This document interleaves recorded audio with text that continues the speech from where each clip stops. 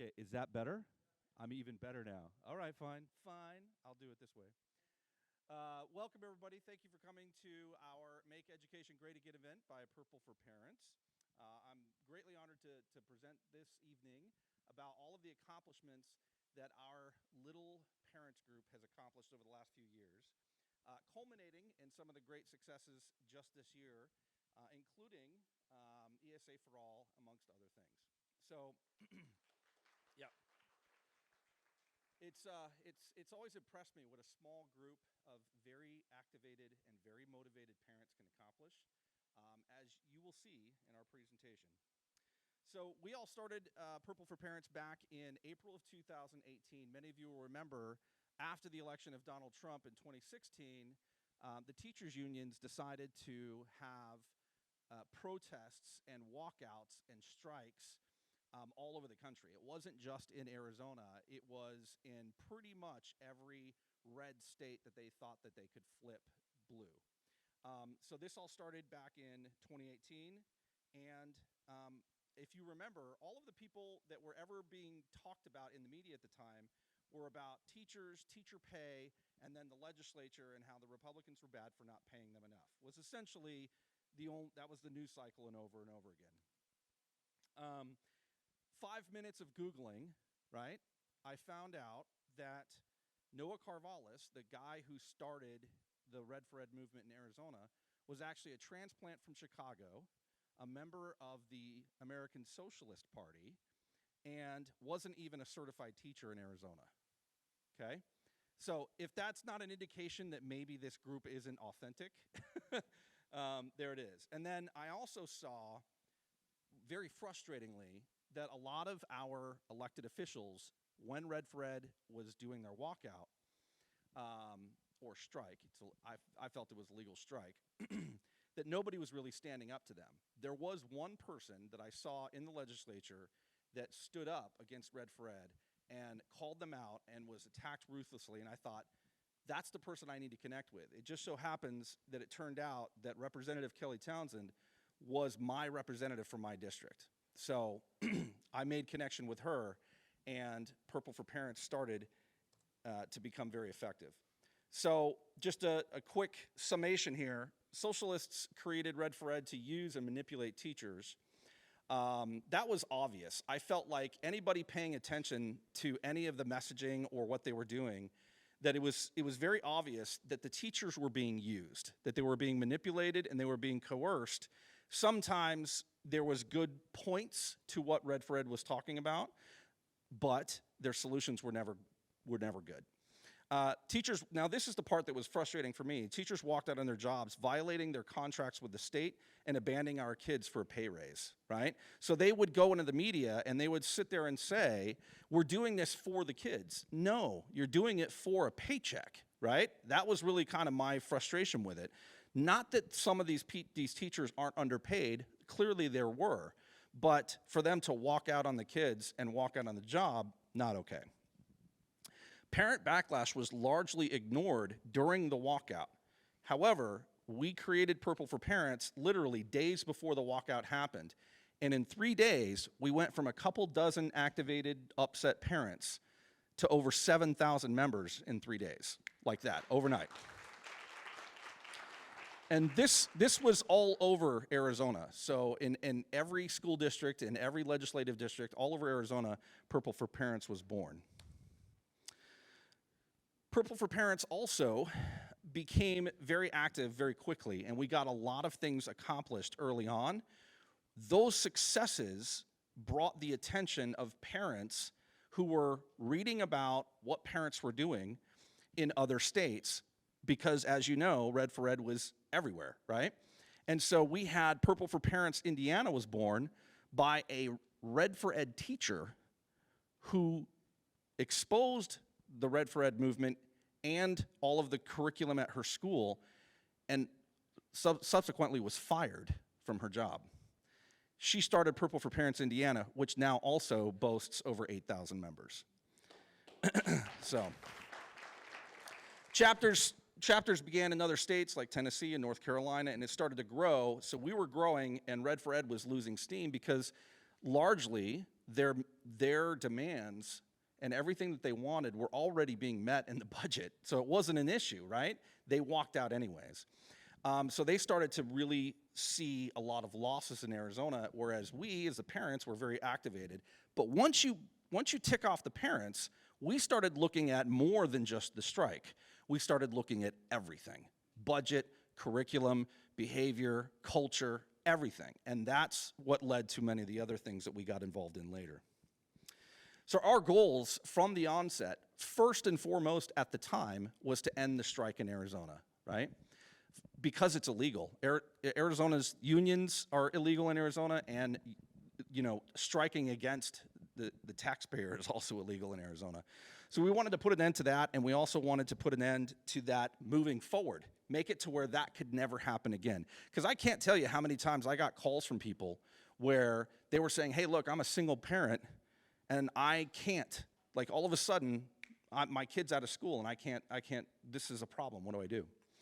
We also wanted to end indoctrination. This covers a great deal of many things, right? The indoctrination, politicization, they were advocating and politicking on school campuses and converting kids through culture and ideology. We wanted to expand school choice. We want to protect parents' rights. A lot of people don't know the Arizona Constitution, you have a Bill of Rights in the Constitution as a parent. And you have many rights that most people just don't know that they have, and they get violated quite frequently. And then, of course, with all of the violence that happens in schools, one of our core principles here is to make schools safe, to keep children safe. So early, I and some others got into the media, and our message resonated very quickly with parents, and it started to resonate with our Republicans in the legislature. So naturally, if we start getting attention in the media and it's something that's counter to what they're wanting to sell, what are they going to do? They're going to badmouth us, or they're going to cut us off.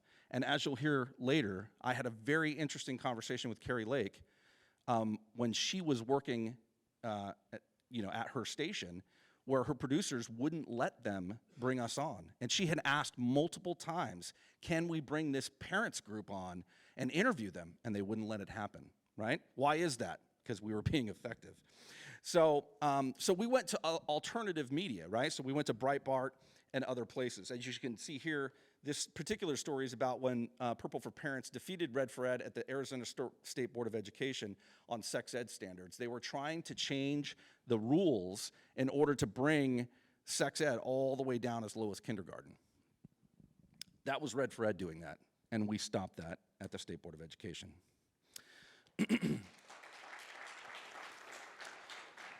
In addition, we went to bat for parents all over the state. We were getting both teachers and parents calling us and telling us, I can't believe, I actually just had this last night. I had a teacher call me and say, you're not going to believe what's happening in my school, X, Y, and Z, right? Fill in the blank. So this particular incident that you see here, there was Perry High School in Chandler. Kids, and you might remember this story from the media, the kids were kicked off campus and suspended for wearing Trump shirts, right? So we showed up down there to show support for those parents and for those kids. And you can see here there's Kelly Townsend. Like I said, Kelly Townsend was very instrumental in the beginning in helping us understand how to navigate the political arena. Because look, I'm just the dad. Before this, my knowledge on this stuff was I went and voted every 2 years. That's it, right? And largely, admittedly and ashamedly, I didn't know who the school board members were. I didn't know who I was voting for at that level. And so having her as an ally early on was extremely, extremely instrumental in helping our organization become effective. So you can see here, there's a picture of some of the parents at the Arizona Department of Education when we showed up to fight against the sex ed being lowered down into elementary school. And then the picture next to that is when Purple for Parents would show up down to the legislature to advocate for particular rules or laws to be changed on education, or to try to get things removed, right? So there's two ways to skin that cat, and one of them's, we get new laws passed. Others is that we try to get things removed to make it easier for us to do what we needed to do. So the next thing that happened was we started to realize that our movement had political power, and we wanted to be able to affect how we could leverage that to get our goals that I shared with you earlier implemented into law, right? We wanted to codify things in the Parents' Bill of Rights. We wanted to expand school choice. We wanted to make, some of these school districts, force them to keep their school resource officers, because these schools are largely dangerous, right? So we wanted to activate politically to do that. Well, as you can see here, what had happened that led to this particular thing is we had, like I said, thousands of parents that activated all over the state. We registered hundreds of them as PCs. Just quick show of hands. How many of you know what a PC is? Okay, of course you guys do. You all are PCs, whatever. So what had happened there was Kelly came to me and said, hey, Forrest, you should be a PC. And I go, what's that? Had no idea, right? And she told me what it was and how it could affect change on the party.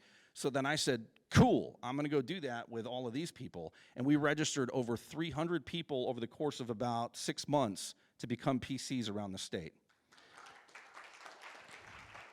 More important than just that is many of those PCs became state committeemen. And so we went to the state meeting, and we got the Republican Party to vote 750 to 89 to enshrine Purple for Parents goals as an official part of the Republican Party platform.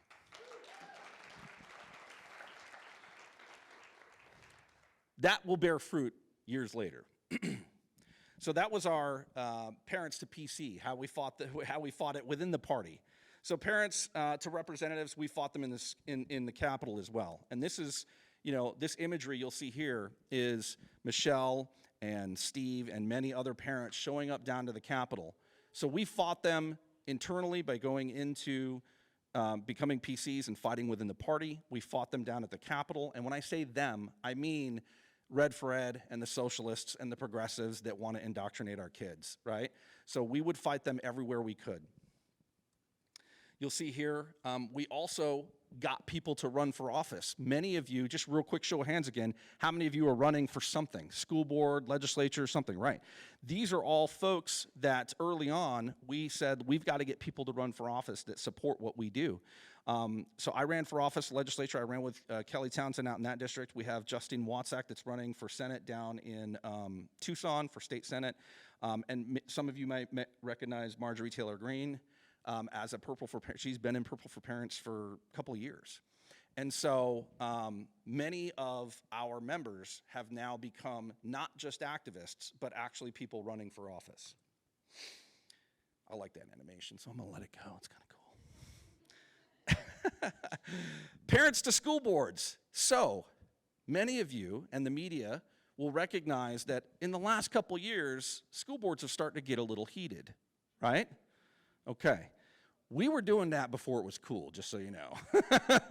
We were doing that before it was cool. And what as you can see here, many of these meetings happened all around the state. Peoria, Kyrene, Tempe, Mesa, Chandler, all over the state. We would go fight against particular curriculums, critical race theory. We'd fight against, comprehensive sex ed or abusive social emotional learning. All of these different programs, we'd go in and try to fight for the parents in that area. So you'll see here, first they ignore you, right, which they ignored us. Then they laughed at us, haha, stupid little parent group, right? Then they decided to fight back. And what a lot of people don't realize is that the parents were showing up to these school districts and fighting tooth and nail for their kids. They're fighting for their rights as parents, and they were fighting for their children, right? And in doing so, we infuriated a system that hates them, right? And so you'll see what happened. This is all stuff that happened before Virginia, before it got popular in the media.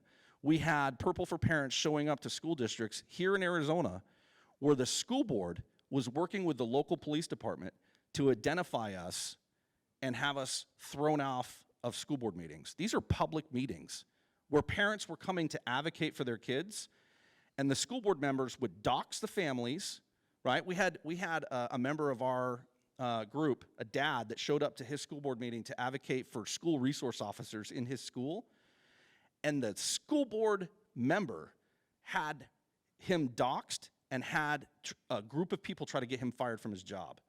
We had a Purple for Parents dad show up to a school board where they didn't like what he was saying outside in the parking lot, so they had him trespassed and arrested and thrown off the campus.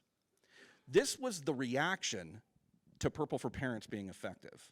So just, for those of you who are raising your hands about getting involved, just know it's not easy. Then we had a really interesting thing happen. The federal government decided to label us domestic terrorists, right? Where it wasn't us, but it was the national, what was it called?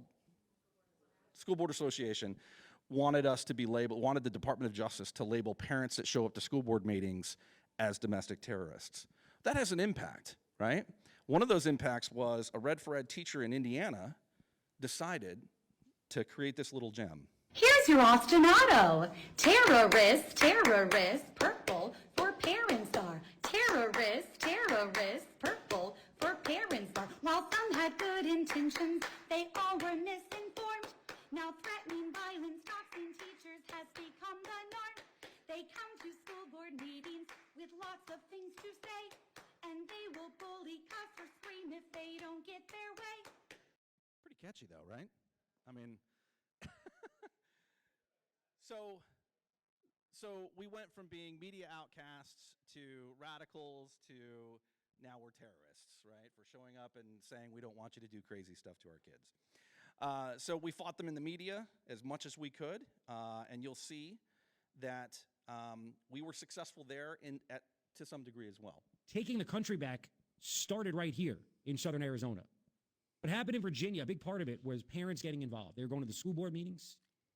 When did they start to really fight back? When did they start to really get going?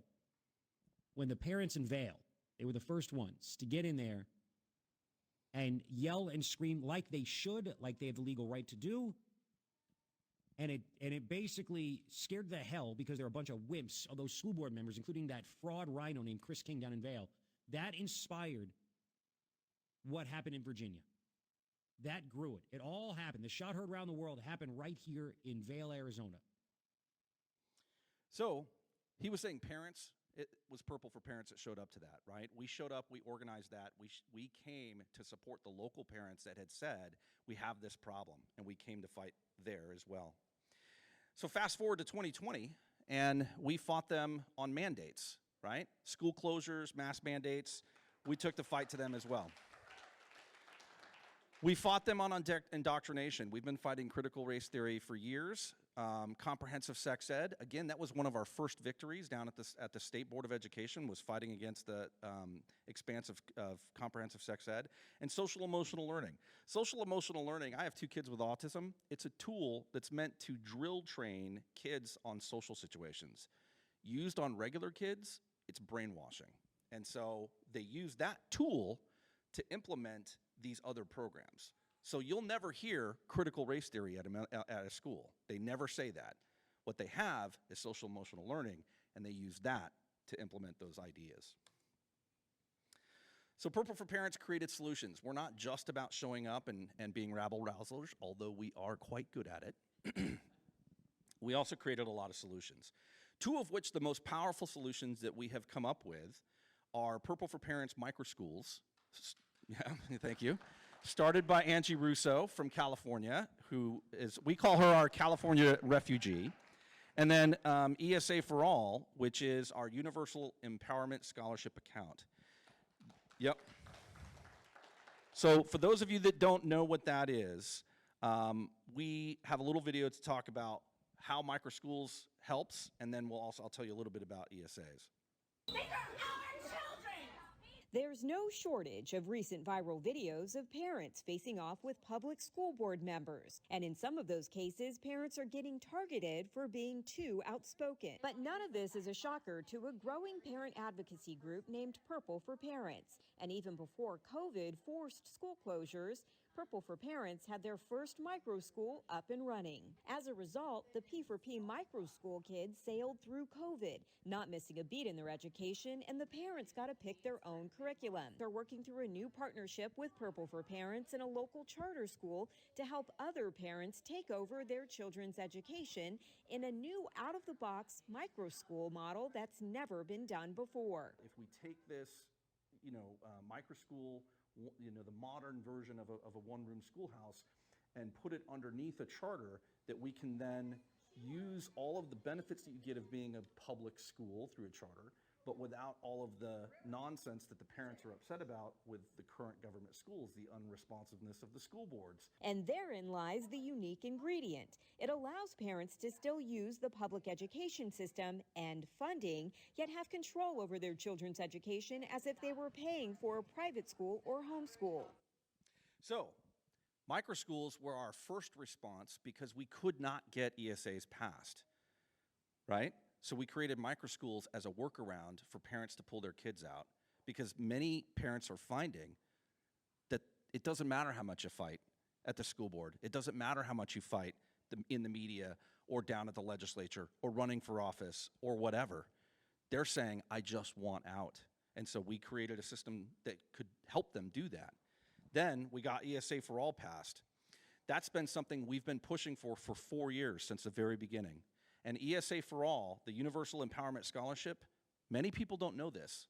It allows you, as the parent, to take your kids, 90% of your kids' funding, and leave the government-run schools and go do something else. As a matter of fact, what is that? There's all sorts of options. You could homeschool. You could use your funding for homeschool. You could use microschools, which is the system that Purple for Parents created. You could go send them to a private school.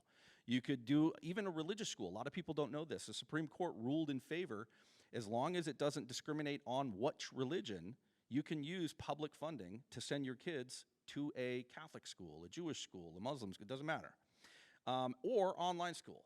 So right now, you're no longer locked. You do not have to stay at the government-run school if they don't respond. We know in Purple for Parents that it's not always possible to keep your kid or to take your kid out. So we want to continue to fight for public schools, but we realize that in some situations, the best thing to do is leave.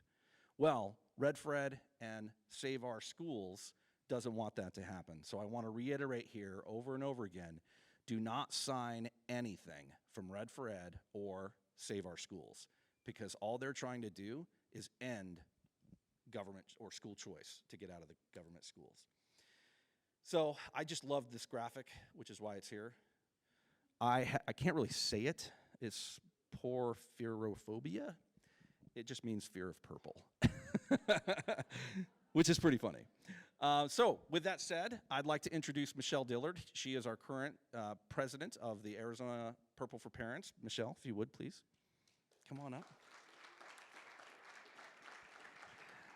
So Michelle is going to be doing a Q&A with the candidates that we've recently endorsed. No, of course we are. But first, we're going to have our candidate, Shiri Sapir, for SPI, that Purple for Parents wholeheartedly endorses, to come up and give a couple of minute speech about what she plans to do as the superintendent of public instruction.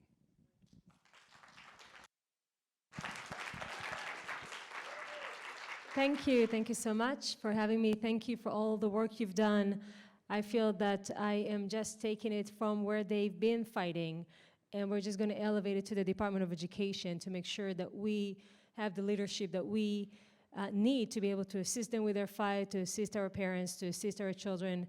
You know, I never thought I would have to be standing in front of you right now asking for your vote to run for political office. It's actually unbelievable to me still. I tell my husband, I walked by your office and I said, you know, honey, I'm going to run for office. And you looked at me and said, that's a great idea. And 16 months later, never seeing me anymore at home, I can tell you I'm more convinced right now that that was the right thing for me to do than ever before. Because the last 16 months and ever since COVID, we really have found how terrible the system is for our children on every level. They're not providing them with the academic excellence and tools that they need.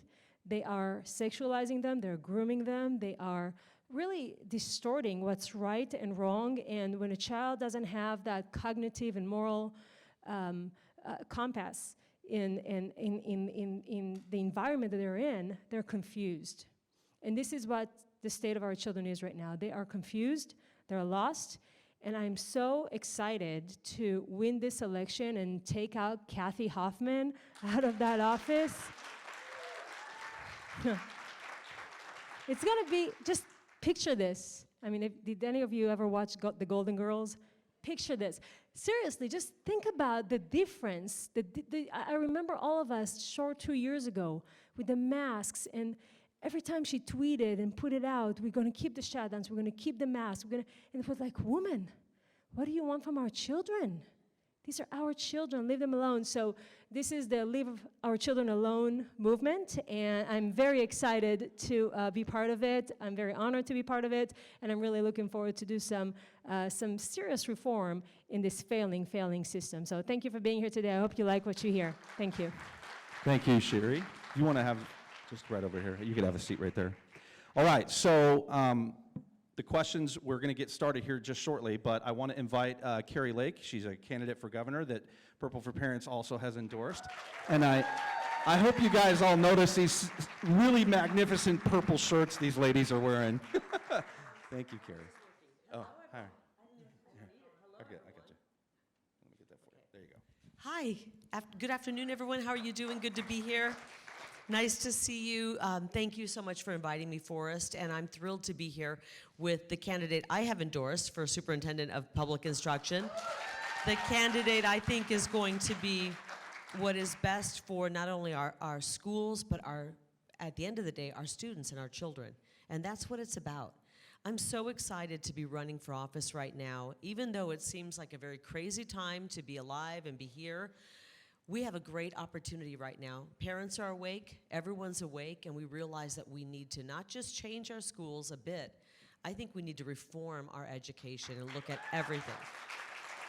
And so I'm thrilled to be here. I'm so honored that many of you would show up tonight, and let's talk a little bit about education and our plans and dig through some of these questions and some of your questions. Thank you for having me, Forrest. All right, thank you. All right, so Michelle's going to go through and ask some questions, and this is primarily for your benefit because we want you to know why Purple for Parents has endorsed these two candidates for office. We do not do this often. Purple for Parents is very, very, very selective about who we endorse, and so these questions should illuminate as to why. Okay, we'll just start off with the basics. Kari, where does education rank in your list of priorities? And please list your priorities in order of importance to you. Ooh, that's a good one because we have so many issues that are important to us right now. I mean, we are at a time when we've got a wide open border. We have fentanyl pouring in, poisoning our young people. We don't have secure cities. We've got crime rising. So the border is a top issue. But at the same time, what's causing our border to be wide open? And I'm a big believer that our election was corrupt and stolen. And so we have to look at reforming our election system and making sure that it's fair and honest. And I think education is right up there as well because our future, our greatest national resource is our children and our children's minds. So I would say that they're really tied for number one. The border, honest elections, and making sure that our children are getting the best education to prepare them for the jobs that are out there and to allow them to be prepared for those jobs and an education that is not just kind of what we've been doing, but preparing them for the jobs that are actually paying good money that we need filled in our economy as well. Thank you. And Sherry, I mean, you've chosen to run for Superintendent of Public Instruction, so obviously education is very important to you. But what issues do you think will take priority when you win office and start? So for 16 months, I've been running on school choice, and God just gave us a huge gift with ESA, so that's good. We're still going to, hopefully, the fight against what they're trying to do and get on the ballot. It's still very important. We still might have a fight, but I'm hoping not. So that was huge for me because every time I would be interviewing or speaking, I will tell people whatever issue I'd speak with you about, it will always take me back for school choice, because school choice is the method by which we can elevate the success of our children through competition. It's going to be, if you're a religious person, you should be able to take your children somewhere where is aligned with your morals and values. If there's masks or shutdowns or quarantine issues, school choice. So school choice was always the method by which we could solve the problem, so that's done. Honestly, the sexualizing and the grooming of our children right now is my highest priority. The LGBTQ ideology and gender ideology is something that I see as most pressing to eradicate completely from our schools. It's not even something we're going to tiptoe about. It needs to be completely removed because the social emotional learning, yes, the critical race area, I feel like CRT is so 2020. It's like CRT. This push for LGBTQ issues on every level and asking our children for the pronouns and all of these things are something that we have to remove it as soon as possible. So that's my absolute highest priority. And success, I would like our children to read. I mean, I feel that reading is extremely important. 7 out of 10 children in Arizona cannot read a grade level. When I'm done with 4 years or hopefully 8 years, I want this number to be cut in half or more. There's absolutely no reason for our children not to be able to read. Thank you. I agree. You agree? Very good answer. Okay, so this is for both of you.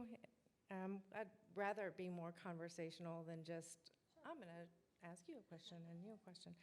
Public education is completely engulfed by the agenda of far-left extremists, including masking, quarantines, and school shutdowns. Woke ideologies such as CRT, SEL, and CSE are embedded throughout the instruction and the materials in K-12. The legislature has achieved some success in limiting these things. What do you think would be the most effective way to protect the school children in Arizona that would have the greatest impact? I put an education plan together. I'm not running for the office that Sherry is, but I wanted to show parents what I thought were priorities. And I'm a real fan of Hillsdale College, the 1776 program. They do a thorough job, and I think that it's a great plan that we could just kind of put in place and get it going right away. I'm with Sherry on this. I can't believe we're spending any time at all talking about gender identity, all of these, the grooming, the sexualization of our children. We see that it's affecting our kids. I think the mental illness we're seeing in our children is based on some of the stuff they're learning in school, because at their gut instinct, they know it doesn't make sense. You know when something doesn't make sense, and when it's being force-fed on you day after day, I think it starts to mess with our children's mental health. And I would go as far as saying this is child abuse. It is child abuse, and it has to stop. I'll do what I can. We need to have a great superintendent of public instruction. I think Sherry is the person for the job. I believe that. And we need to have great people in our legislature, because we're going to have to legislate some of this, and I will sign any legislation that comes across my desk that makes sure that our kids are learning things that actually prepare them for the future. We're not sending our kids to school to come home confused, want to be a different gender, want to change their sexuality. If you're a teacher or working in a school and you feel the need to talk about your sexual journey, your identity, any of that stuff, I'm sorry, you're a creep. And we don't want you in our schools. I talk to kids all the time. I'm from a family of 9. I'm the youngest. I was educated back in the 70s and 80s. Thank God. And I never would even think to talk to a child about that. Even a high schooler. It is not my place. If you're in a school, it is not your place. We want our kids ready for the jobs that are out there, and we will fight. We're mamas, okay? I said when mama goes MAGA, there's no turning back. When mama goes MAGA, it's game over. You're grounded for life if you're going to start teaching our kids this stuff. And I think when we get 2 moms in these positions, we are going to fight like hell to protect our baby cubs. Same question. So, I've learned a lot about what the superintendent can do, and I don't like to speak about the things that I would like to see in the perfect world. But what can I do as a superintendent? So, one of the things that we can do very effectively is I will be on the State Board of Education. The governor will be able to appoint someone else if we see that the people we have right now are not doing the job that we need them to do, and that's why it's going to be great. And I will be, by the way. I'll I'm- talk about I have that no after doubt. you're done. So, see, that's why it's important to have that kind of communication, that kind of partnership. So if we have good people on the State Board of Education, now we can repeal Common Core, which we have to do. It's long overdue. We can bring civics as standards. You know, civics is not even standard in Arizona. So when you ask any child in any grade level, in any school, most of the time, give me the 10 amendments to the Constitutions. Give me one. They don't know. It's a tragedy. I'm from Israel. I love this country. I say it every time. I'll say it a million times. I'll say it until the day I die. This is the best country on earth. This is the best experimenting government ever existed. And we're not teaching our children. I got more American history in my school in Israel than most children in Arizona and in the United States. It's shameful. So we're going to make sure that we bring true history, not revisionist history, true civics as standards, and that can be happening through the State Board of Education, and then working on curriculum, bringing Hillsdale College. We're going to open the 1776 department in the Department of Education. You know, indoctrination can go both ways. So, and truly, joking aside, because people are going to watch it and say, well, she just said she's going to indoctrinate our children. Truly, it should not be controversial that when you live in the country, you should love the country. If you, it's not, it shouldn't be a political item on the agenda. So we're going to make sure of that. Again, rolling out good programs, phonics, you know, really creating this every child can read initiative. Maybe we can have our governor sign that kind of an initiative where we're going to push this phonic programs and training and provide training for teachers to be able to teach. The first 3 years that a child is in the school, they learn to read, and then they read to learn. And we're messing up so royally those first 3 years that then they get so confused moving forward and they cannot comprehend what comes in front of them. And then we label them with all these alphabetical disorders and give them Ritalin. You know, we went from 150,000 children on Ritalin 30 years ago to 6 million today. They just can't read, I believe, for the most part. So we're gonna make sure we do that and get some really good academics in front of our children, working with a good governor, working with the legislature. I'll be the biggest lobbyist for our children in the legislature, day and night. We're gonna make sure that we, just like social and emotional learning, right? It got passed last year with a Republican legislature because they just didn't know. They didn't know what they were voting for. And then it quickly got adopted by the State Board of Education as standard, and here we are. So we're gonna repeal that on the agenda on the first State Board of Education meeting. We're gonna repeal that social and emotional learning standard. We got to stay on top of it. They change the name. Once we catch on, they change the name. And I'm going to tell you, the left is, they're diabolical with the language. We think what they did with abortion. They don't even talk about, the word abortion is not in the issue anymore. They started saying it was pro-life. And then, or I'm sorry, pro-choice. And then we fell into it and said, okay, then we'll say pro-life. We should have never fallen into that. The issue is abortion, the taking of the most innocent life in the mother's womb. We can't fall into that anymore. We're not going to let them twist the language and turn things around. We're going to call it what it is, and it's brainwashing our children. And we're not going to let them do that. Indoctrinating our children, turning our children against our country, the greatest country in the history of the planet. And they're trying to turn our kids away from it and turn them on it. And so we need to educate our kids. Again, you know, you see every once in a while, you see online, somebody asks a kid about our history, the most basic stuff. Who was our first president? And you watch and they don't even know, or they don't know the most basics of our history. So we really need, this is such a special country. If we let it go, we're not gonna get it back. And that's why I'm in this. I have a 17 and 19-year-old. They got a fairly good education. It could have been better. I still think my education back in the 70s and 80s was better. I really do. So we're gonna work on that. The Board of Education, I want to fill it with parents. I wanna fill it with homeschool parents. We gotta give them some say. Let's face it, we all became homeschoolers for a while, didn't we? Now we know how hard it is. So we're gonna look at people who have our children's best interest at heart. That's who's gonna be on the Board of Education. I'm not looking for people who have deep connection to lobbyists and to organizations. I want people who understand education, have our children's best interest at heart, and they're going to be on the Board of Education. Well, you actually both just brought up lobbyists. And so I want to ask you, Ms. Lake, when you become governor, will you support and encourage the prohibition of the use of tax monies being paid to associations and lobbyists? Yes. Okay, because That's easy. right, because we go down to the legislature and school boards, and we're there fighting for a certain policy or legislation. And coming up right after us are people that oppose what we're trying to do. And guess who paid them?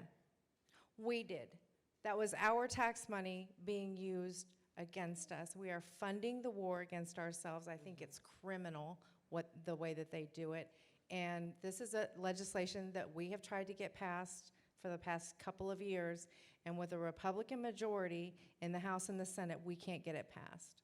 So We've had a tenuous majority. As you know, some of the Republicans may have an R behind their name, but the R stands for rhino. And unfortunately, I don't think we're going to have that problem, because I think people are so on top of what's happening. They are researching, and we're working hard to get some of those rhinos out. We are going to have a huge opportunity to accomplish great things, and we're going to work. I want to work like this next legislative session is our last. Let's get a lot accomplished. I'll sleep in the governor's office if I have to. I'm sure there's a sofa in there. I haven't been in there yet, but there's probably a little cot in there, and if they're working to pass good legislation, I'll be down there ready to sign it. okay, that sounds fantastic. And I 'cause want to it's a say real something issue. real quick on funding these lobbyists who are working against us. First of all, I want to thank Purple for Parents for endorsing me. And I'm sure that if you're here, I'm hoping that you are either leaning toward us, thank you. But I just want to explain, when my opponent was sitting on the Arizona Board of Regents, Doug Ducey appointed her there, she voted to take taxpayer money, hire lobbyists to go down to the legislature and lobby against some of the most groundbreaking, important pro-life, anti-abortion legislation. So this is happening all over, not just in education.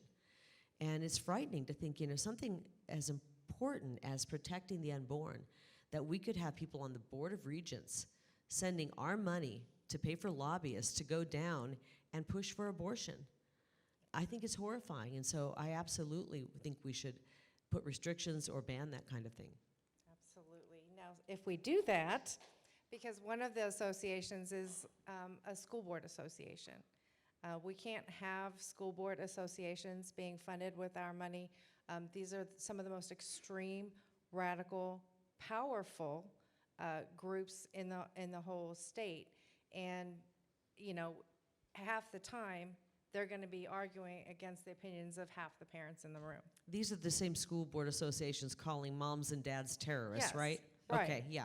And actively sending out emails specifically about, our activities to try to find loopholes around allowing us to speak in public meetings, and saying, just trying everything they can to cut off participation of parents in school board meetings, which is what school board meetings are for. So if we are successful, or when we are successful in getting that taken care of next session, as the superintendent of public instruction, since we are going to be ending the practice of using taxpayer money to fund school board associations, what can your department do to help fill that gap for the districts? So for instance, with Arizona School Board Association, I hear from a lot of school board members around the state. They say, well, we really need them because they give us the legislative session policies, right? So a legislative session ends, whatever it pertains to education, somebody needs to kind of have a summary, make sure that the district knows about it. Now, the statute says the district's supposed to take care of that and handle it. A lot of them just don't have the counsel, or just don't want to do it, or they're incompetent, or whatever the case may be. So what I suggest to do is, when the legislative session ends, we at the department, we're gonna have the summary of everything that just happened. We're gonna have it on our website. They can download it for free, and they're not gonna have to pay $10 or $12,000 to the Arizona School Board Association for that. And that's what's been going on. So that's something that we can definitely do for my department to elevate at least that need. Because that's really the main thing that Arizona School Board Association is there that is somewhat doing something for the school boards. Otherwise, everything else is propaganda and political activism. Okay, thank you. Sounds good. So there should be no problem. We've got a school board member here. Does that sound like that would work? Sounds amazing. Okay. So, And didn't you, Ed Steele, I'm going to call you out, didn't you, when you guys posted the $60-some million from Mesa that were disappearing in the budget and you didn't know where it's at, what was there, and suddenly you found that some of the money was under whatever line that was paying for lobbyists to go down to the legislature to advocate against our good policies, right? Under what line was it? They had 23 million out of Mesa Right. that supposedly they couldn't account for, but they accounted for it by calling it other. Other, right, Rachel? They said they didn't have to disclose what it was used for because it was federal money, not Right. But it was paying lobbyists basically to go against the parents and advocate the legislative. So that's something that the legislature needs to go to work with. She hopefully will sign it. We're going to eliminate that terrible waste. In every district, they have that. It's unbelievable. They're using your money to put forth policies and laws that are going against you. right. And I know that we have some people here that have forwarded me information about, what was it, over $100,000 that your school district paid a lobbyist. I mean, there's a lot of money. When you stop and think about that every single state, including ours, in the nation, gives over half of their state budget, their total budget, over half of it goes to education. It all goes back to the money. And the Arizona School Board Association, besides doing the policy work, which was something that, I'm glad that you came up with something to help out with that, because that is a legitimate thing that they need to consider. But the rest of it, the searches for superintendents and the teacher training that they do there, and they're training them in all of these types of programs that we're fighting against. They also do the new school board member training, where they basically train the school board members that were just elected to to basically just be a rubber stamp for the superintendent. And they tell them, hey, we want all these votes to be unanimous because that makes the community feel good that everybody's working together. And they scare the dickens out of them by telling them, if you break the law, they come after you personally, the district isn't going to pay. So they scare them into just believing them and doing whatever they say. So it's a really bad organization, and we need to get rid of it, in my opinion. Okay. One of the things that Mr. Steele just pointed out is that they don't have to tell you what they're doing with the money if they're getting it from the federal government. And the federal government, trust me when I tell you, is trying to implement a lot of really bad programs that we do not want to have here in our state with our kids. So as governor, what would you propose to do, if anything, to encourage and assist districts that choose to decline federal funding? Because it comes with strings attached. Every string. I would say decline it, or tell them you want the money, but you're not going to do what they want. And I think as a state, we need to start fighting that. That is our tax money. And they take it from us, they bring it back to DC, and then they promise it to give it back to us with a bunch of strings attached. And I think as a state, we need to fight the federal government on that. That's our money, and we get to decide how we educate our kids with it. And I really believe the time is now to take up that fight with the federal government on that issue, on the border, and on many things. And we just had a great ruling by the Supreme Court with the EPA that I think really kind of cracked that door open. Not just cracked it open, but it opened it enough for us to just kick the door down with these agencies that have no right to tell us how to run it. We didn't vote for them. These agencies, this administrative state has taken over, and they're dictating how we live our life. They're dictating how our states function. And that ruling, to me, really opened the door for us to fight back. And I think we should tell them, no, we're not going to have the federal government dictating how we educate and what we do in our education system. And we need to have that fight right now. People are awake, and the time is now. Absolutely. Now, Arizona is leading the nation in school choice.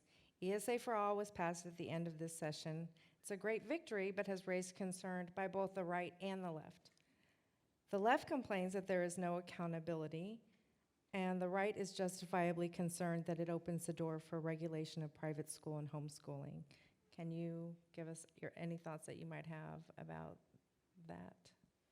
Sure. So, well, what accountability is there in the public schools? You know, I mean, at some point, you got to be fair when you declare that there's so much accountability in the public schools. There isn't. So now that's fair game.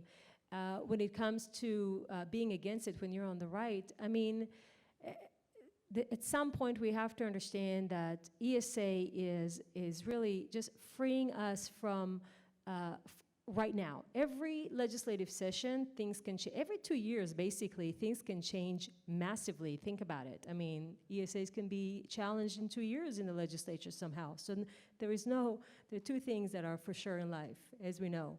What are they? And death.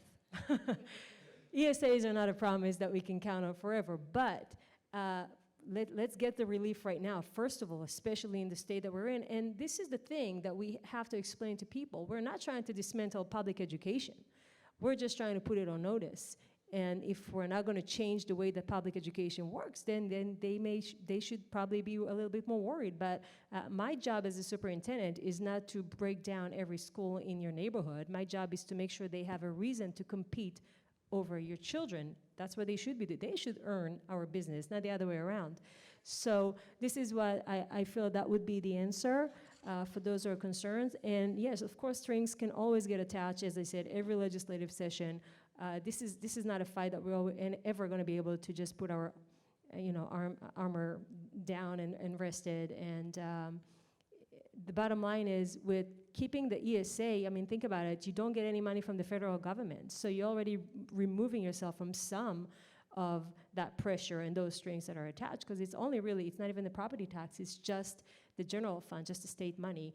And obviously, people can use it very well and educate their kids with just that money. So we're going to stick to ESA is something that we're not going to ever turn our back on.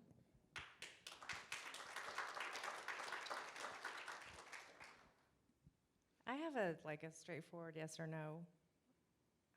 As governor, would you sign legislation for cameras in the classroom if it's passed by the legislature? Can I say yes and no and then explain? Yes. That's a big one. So I'm not somebody who is a politician. I don't weigh every word I say and sift it through the filter of a consultant. I'm thinking as a human being and as a mom. And what we saw during COVID, when our governor shut down our schools and in effect put cameras in the classroom, was horrifying for many, right? How many people saw something that they didn't like? Okay, I thought so. Almost everyone. But yet the teachers union says, no, we're not doing anything wrong. We're teaching a great curriculum. And when moms and dads showed up to inquire about that curriculum, they were right away labeled domestic terrorists, which tells me they're trying to hide something. Now, we can pass laws and we can get people in the school boards and we can talk about what we should have for the curriculum, but the one way to find out is to put cameras on the instruction. The teachers' unions lobbied to put cameras on our police officers. Did you know that? If they're good enough for police officers, why are they not good enough so that we can see what our teachers are teaching? They tried to turn it. They're so horrified by being caught that they tried to turn this around and say we're going to open it up to pedophiles. Well, that's not what the idea was. The idea is to have this recording, and if there's an issue, if you're having dinner and your son says, oh my gosh, you're not going to believe what happened in school today or a week ago, you can make a complaint to the school and say, hey, on Wednesday of last week, this happened in my son's class, and I want to know a little more about it. This isn't about broadcasting it to the world. This is about having some accountability. We're going to need that accountability as we try to change this curriculum. We can't just let them say, trust us. And so I threw that idea out. We need to start throwing some ideas out. You throw an idea out, and I don't ever act like I'm perfect. But what I do want to do is be able to spitball ideas so that we can get as close to perfect as we can for our children and their education. And if that involves having a camera on instruction, I'm for it if we can find a way to do that and make sure that we have accountability when it comes to that curriculum. Because if we call for, as parents, a curriculum, whether it be Hillsdale 1776, whether it be banning some of this crazy gender identity stuff, we want to make sure that there's accountability, that it's not seeping in there. And I'm looking for ways to find that accountability. That's one suggestion. By the way, they're recording our kids all the time, on the school buses, in the hallways, in the cafeteria. They've got the cameras on our children. They don't want the cameras on the instruction. Why?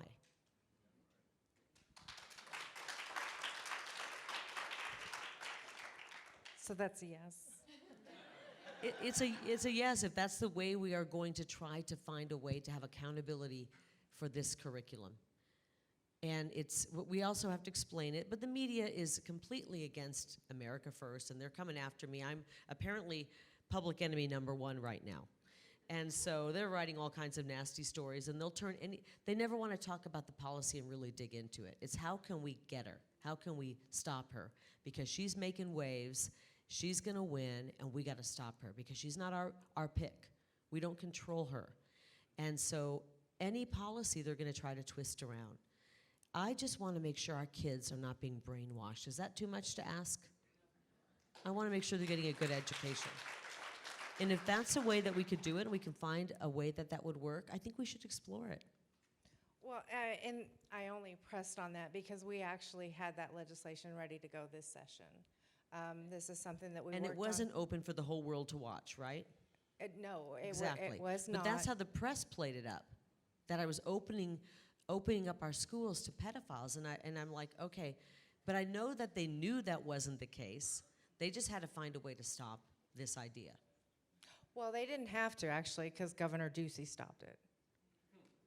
Yeah, he put- Interesting. he The put governor word who out. actually introduced cameras into the classroom via Zoom stopped Right. that. Right. Take exactly. note, people. Take note. Yeah, because we actually had, it does more than just, an accountability piece of it is great. This is actually beneficial to teachers. You know, when they're having issues with a particular child, a behavior problem, sometimes true. it can be a teacher's word against a student's word, so it can help them. It can help them show parents, hey, this is how your what's child happening. is behaving in class. Yeah. We had the law enforcement, the plea, was actually working with us in order to get this passed because it's a safety concern also. And I talked to And- some police officers Right. when I was proposing this. And have you noticed, since we have police cameras, these accusations against our police officers of aggressiveness and all of that have gone down because you know what? Somebody accuses them and they go, let's roll the video right now. Right. And you roll the whole video and you see what happened. My father, by the way, was a public school teacher.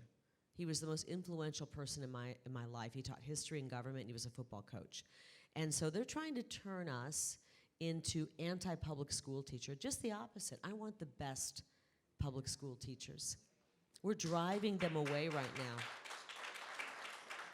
We're driving them away with some of the discipline problems. They can't discipline in the classroom. Right. I can't tell you how many people that are teachers have reached out and they're leaving or they have left because they don't want to teach this curriculum that goes against their moral code, any human being's moral code. And they don't want to be in a school that has no security. So there's all these issues happening and they're just one on top of the other, and it's weighing down on the good teachers and we're losing them. And we need to we can't lose good teachers, just like we can't lose good police officers. So I think the time is ripe right now to really make some big moves. As superintendent, would you make any waves against a policy of having cameras in the classroom?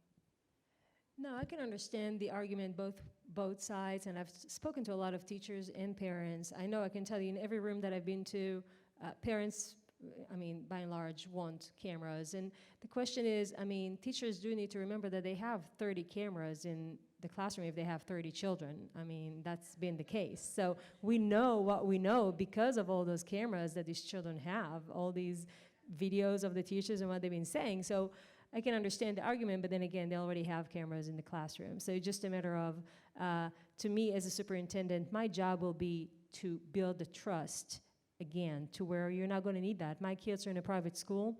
I don't need cameras. I drop them off. I'm at peace. I know there is absolutely zero chance of them being indoctrinated or being introduced to information that I don't want. That's what I would like to push from my position, and then speak to the stakeholders. If that's what they want, it's going to be the legislature and the governor, and I'll advocate for whatever is best for the children, number one, always. Do you know in the private schools, most of those classrooms do have cameras? So when Yes. those kids at private school miss a class because they're sick, they can go online and they can watch the teacher instruct. I mean, it's beneficial for the students, the teachers, the parents, all the way around, in my I mean, opinion. online instruction is everywhere, Right. right? And so they're acting like, and I think it was really when I threw that idea out, it was, okay, we got her. This is going to bring her down. And then that didn't bring me down, and then they find the next thing I say, that'll bring her down. They're just looking for a way to bring down candidates who are a threat to the system, to the way they've been doing it. Okay, well, I'm going to give them some more material. So then. let's try that again next year. Because I'm going to ask you about the Parents' Bill of Rights, Arizona Revised Statute 1-601 and 1-602, which our parents' rights are codified. However, there is no penalty or punishment for violations of our rights. There's a law on the books that means nothing to anybody. The education attorney that was interviewed on the news said it was called the So What statute. There is zero enforcement mechanism for that. That's another one we've been trying to get, some form of penalty added to. Is that something that you would support as governor? I would support that, and I would support that on many different pieces of legislation, including voter integrity. Right. What good is it to have a law that you can't break this election rule or law and that one when there's no teeth in that law?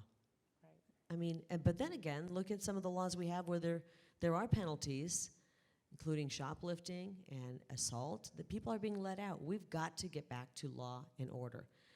We've got to get back to it. And I know President Trump talked about it, but you also have to have the teeth in the bill, in the legislation and in the bill. Otherwise, it's not really a victory. It's like, oh, good, we finally got that. Right. But what are the ramifications if they break that law? Nothing. Right. So and word to the wise, when you're pushing a piece of legislation and working it through, you got to make sure that's in there. And this is one of the reasons that one of the election integrity bills that everybody was for, I started seeing there wasn't a lot of punishment in there for breaking that law. I believe that if you steal an election, you should have severe consequences of that, because we're living the severe consequences of a corrupt election. We're living it right now. And we're being punished. But the people who broke the laws, the people who were behind this corruption, have faced no consequences. Right. So yes, I do believe there should be consequences and a penalty. Great, thank you. Now, it might not be necessary for you to implement some form of deterrent for teachers to violate the parents' rights. As superintendent of public instruction, you'll have a seat on the State Board of Education. Now, the board is responsible for educator oversight and discipline in cases of immoral or unprofessional conduct. In your opinion, is violating state statute immoral or unprofessional conduct? And would you pursue that on the State Board of Education to discipline teachers that violate the law? Oh, absolutely, because there it also says that part of your responsibilities is protect the pupils from harmful, any conditions that are harmful to the health, to the safety, and to the learning experience of the pupils. So to me, anytime that is being violated, that's a cause for an investigation and revocation of a license or a certificate or whatever, suspension or whatever we can do. We can't be slow walking these punishments, because these children are in front of these teachers that are doing them wrong. And I may be labeled as the anti-teacher candidate, but I can tell you I'm actually not, because I'm getting so much support from teachers, especially so many who had fled this profession in the last year because they just couldn't take it anymore. And in any society, it should be understood that any individual, certified or not, licensed or not, should be treating children without bringing forth any harmful information in front of them. I mean, it's a class 4 felony. The 133506 is a class 4 felony to bring any pornographic, profanity, or any kind of harmful material in front of a child. Class 4 felony. Nobody is being arrested that I know of. So we're going to make sure that through the State Board of Education, we're cracking down on all these misconducts, and absolutely will get those through and punished and remove them from the classroom, because there's absolutely no reason for us to have them in the classroom while they're doing these things to our children. Okay, thank you. Real quickly, you can't have an education discussion without talking about teacher pay. It's still an issue. We've given more and more and more money. It never makes it to the teachers in the classroom, and teacher pay remains an issue that the unions can manipulate our teachers with. Do you have any solutions that you propose to address teacher pay in the state?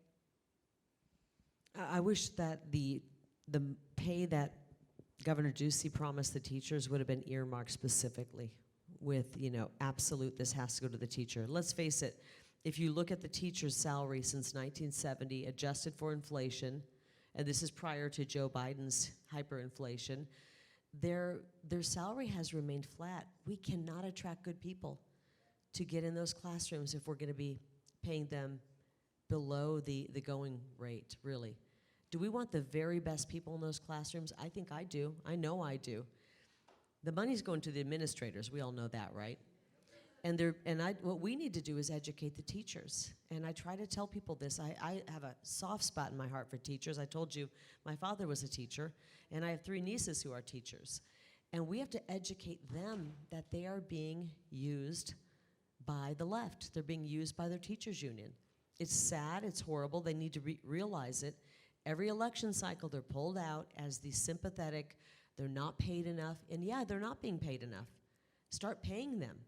And we need to demand as parents, and get some people on these school boards, and get people in these superintendent positions who aren't just trying to pad the office with more administrators, but we need our teachers making the most money, cut some of these administrators, and frankly, my education plan calls for reducing a lot of the just regulatory garbage the teachers have to put into the classroom, the every year testing, that kind of thing, that is keeping them from actually teaching and educating our kids. And there's so much that requires more administrators. And so let's cut some of that. Let's go to the good teachers and say what's working, what isn't. Get rid of the stuff that's not working to free them up to actually teach our kids. But another reason we're losing teachers, it doesn't matter what we're paying them if we're forcing good people to teach a curriculum that is immoral and goes against their moral code. I think I mentioned just a bit ago, I had a teacher call me after the latest school shooting, and she said she's not going to be a teacher anymore. Until they can secure our schools, why would I want to go in, she said, and be a sitting duck? So these are big issues we have to deal with, and I'm all for securing our schools with armed security. We secure our sporting arenas. We secure our politicians, but our most precious resource, the most important thing in this world, our children, they're not being protected. They're sitting there. Okay. Sherry, due to the gross mishandling of the pandemic by the union puppet currently in office, our children have been damaged and suffered significant learning loss. How do you intend to get them back up to speed? Sure. Well, first of all, I think our children are at least a year or 2 behind, and there is absolutely no plan to get them caught up. As soon as they get to be the superintendent, and it's tragic that we have 6 more months for that, but we're going to roll out some tutoring programs, and we're going to make sure that we use some of that ESSER fund, all this funding that came in, billions of dollars to the state, to actually tutor our kids, make sure that they're ready. All this social promotion just was amplified by COVID, and yeah, sure, go to the next grade level. It's impossible. Why? They are absolutely unprepared. So we're gonna do everything we can. Again, as a superintendent, people need to understand I cannot force the schools, districts to engage in every program that I roll out, but I will make sure the funding is there, the training is there, and we're gonna open it up. I would very, very much hope that they're gonna want to send their kids some good summer camps. There's absolutely no reason, especially after all that happened, that they did not mandate some summer schooling to catch up a couple of months of why are you sending your kids to 2.5 months of more loss in learning. So all of these things I'll be putting in place as soon as I get into office, because to me, all these children that have lost all this time, now they keep being pushed to another grade and another grade, they're not ready at all, and they're gonna be dysfunctional learners for the entire career as students, and it's unfortunate and it's sad and it should not be this way. Now we're going to do the last question. I'd like each of you to respond to this. Will you commit to making yourself available and responsive to parents ahead of the nonprofit groups, the donor class, lobbyists, and the union where matters of our children and their education are concerned? You asking me first? Yes. Well, I took $5 out of 1,800 voters in Arizona to be running for this office, so I think I'm not exactly paid and bought. So yes, absolutely. I have zero interest in anything. I lost so much money running for this office. To me, the only important thing is this children rescue mission we're on. I'll do everything I can to make sure that we have the voice of the parents, and even more than the parents, it's the children. This is truly, I can't explain it. It brings me to tears often when I'm thinking about what I'm trying to achieve here to do, because it's not a joke. You look at kids in the classrooms right now, their eyes are lowered, they don't even look at you, they're socially awkward, they cannot communicate, there is some sadness to them, and I tell people I didn't have the best, upbringing, I wasn't growing up rich or any of that, but there was some joy and happiness in my childhood that I cannot capture in the children of today. That is a sin for us as a society, and there is no special interest group or teacher union that can persuade me any other way. Kathy Hoffman picks up the phone every morning to Joe Thomas, who tells her what to do. When he's calling me, I can assure you, I'm not picking up that call, so you have nothing to worry about. My door will be open, absolutely, and just like Sherry, I'm not in this for the donor class.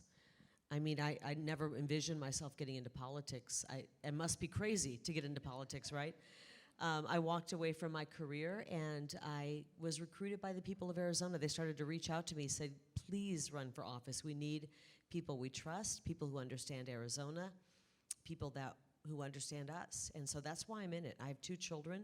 I don't want to lose this state. I don't want to go down the path that California has gone down. I don't want to be looking for a U-Haul to rent to find another red state or a comfortable state to live in. I love Arizona, and I think it's worth fighting for. And we all need to step up right now and fight. This is a state worth fighting for. Our children are worth fighting for. And I will work every day for the people of Arizona. That is my special interest group, and I want to make sure that our kids are prepared for the future. You know, you talked about the lack of joy. I used to love going to school when I was a kid. Maybe there was something wrong with me, but I did. I had great teachers, and this is, I think, definitely when I was a kid, before the teachers union took over. Bad news, this teachers union. They don't care about the teachers, they don't care about the kids, and they hate the parents. Bad combo, right?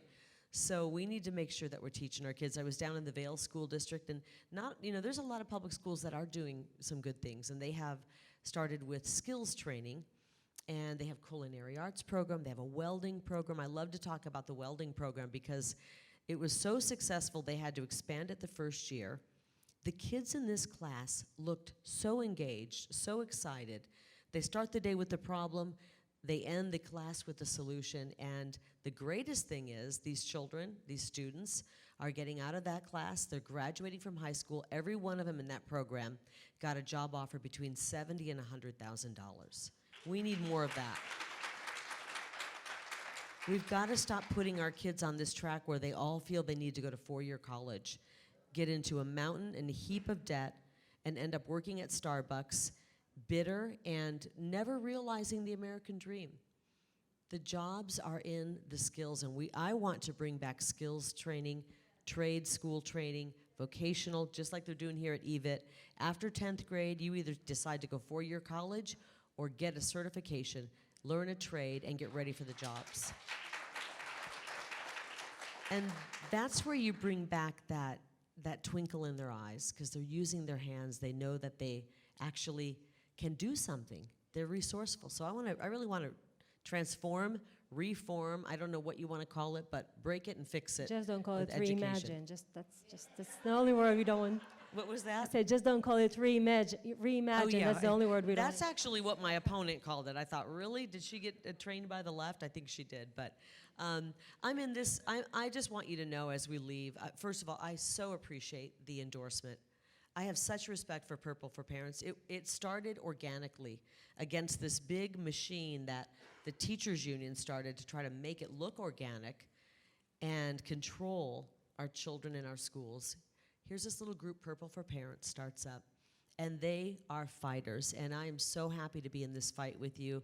I want the best for our students, and I'm just thrilled to be here today. I'm in politics, not for the fame. I've already had that, totally overrated. I'm not in it for the money. We don't pay our politicians much in Arizona, and we shouldn't. When you pay them too much, they want to stay. We want to just pay them, go do the job, and then let's bring new people. And we always need to bring new citizens in to our political system, because it's we the people who keep this republic going.